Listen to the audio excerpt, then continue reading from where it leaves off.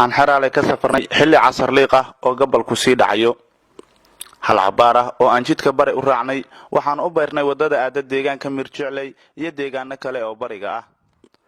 jidkan aanu marayno 15 kiiloomitir ee ugu horeysa waa dhagax balse 15 kiiloomitir hore markii laga baxo waa wada nadiif ah oo togan. ugu dambeyntii waxaan xeraale ka soo soconay 55 kiiloomitir waxaana nimid 7 barfiidnimo deegaanka Mirjicley.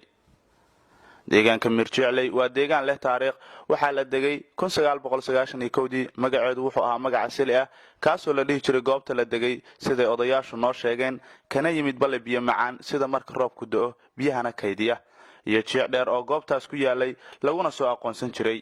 ugu dambeyntii waxay noqotay goob waxbarashada diiniga lagu barto sida quraanka iyo madaarista cilmiga oo ay xilligaas gacanta ku hayeen cilmi badanihii Soomaaliyeed Sheekh Maxamuud Cali Wacays iyo qiraa'ada quraanka la dhihi jiray Macallin Cali Maxamuud. dabadeed waxay isku bedeshay magaalo waxayna ku tilaabsatay horumar waaweyn taasoo leh wax kasta oo magaalo looga baahnaa sida goobaha caafimaadka, waxbarashada, biyaha, korontada iyo waxyaabo kale fara badan.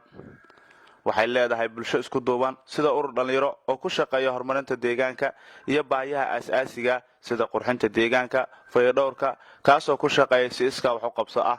ururka deegaanka howlgala magaciisu waa Kobciye. ugu dambeyntii waxa warbixin siiyay qaar ka mid ah ganacsatada deegaanka.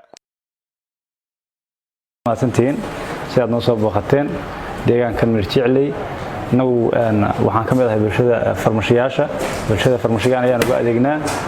farmashiyaashu magaalada ku yaala qolalkaas oo kaleeto ibstaalka weyn uu inaga xiran yahay ilaa 2017 uu xirnaa.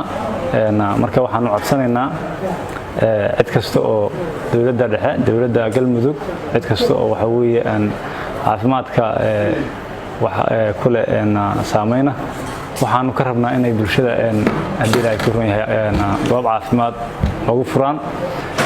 annagu waxaanu qabanaa intaanu qaban karro intii ma garanaysaa dadka aan la tacaali karaan oo la tacaalaa si istaal weyn loo gaarsiiyo. wixii ma garanaysaa yar aan qaban karana waan qabanaa.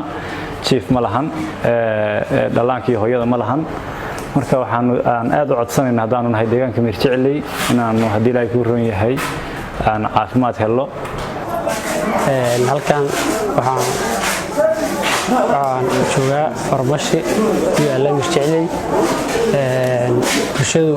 bulshada ayaan u adeegaa, bukaamada ayaan u adeegaa qaybada kala duwan annagoo lahayn isbitaal weyn. sanadihii dambena uu naga xirnaa isbitaalka waa leenahay laakiin ma shaqeeyo. farmashiyaasha marka u adeega farmashiyaasha waa badan yihiin qaybaha. marka qayb ka mid ah anigu ahay qaybtaan hadda joogaa, bukaamada ayaan u adeegaa. waxaan nahay bulshada ku ganacsata deegaanka Mirjicley. waa u jeedaan waa deegaan aad u boobala badan. waxaan u shaqeynaa bulshadan, waxaan ka keenaa alaabaha dhul kala badan sida Muqdisho kale, dekada Muqdisho ka soo dejinaa.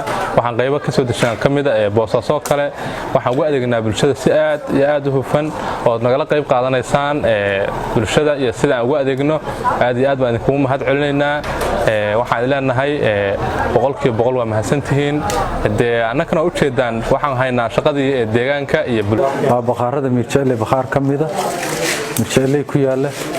waxay raashinku nooga yimaadaa Boosaaso iyo dekada Boosaasood buu nooga yimaadaa. waa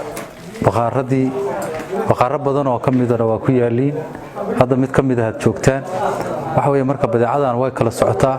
dad mujtamac ballaaran baa deegaankan ku nool. marka shaqadeeduna aad iyo aad bay u socotaa. marka waa mahadsantihiin. حسين علي حسين dayax wararka telefishinka caalamiga ah ee dalsan TV Mirjicley.